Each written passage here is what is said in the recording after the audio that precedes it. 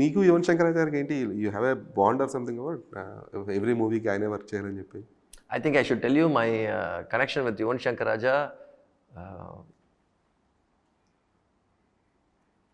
I think we have a connection of 7 జన్మాలు అంటారు కదా, 7 జన్మాలు అంటారు కదా, ఆ connection ఉందనుకుంటున్నాను.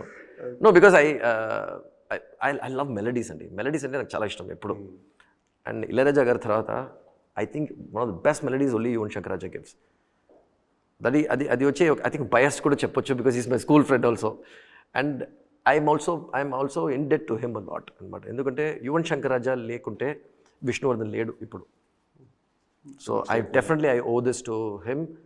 There is no doubt about it. ఎందుకంటే ఒక అరుంధమనం లాగా ఒక ఆల్బమ్ ఇచ్చి, ఆ ఆల్బమ్ వల్లనే చూసేదానికి వచ్చారనమాట సినిమా. అప్పుడే దాంతో ఓ సినిమా బాగుందిరా అని. కానీ అక్కడ స్టార్టింగ్ ఎక్కడది, యువన్ శంకర్ రాజానే కదా.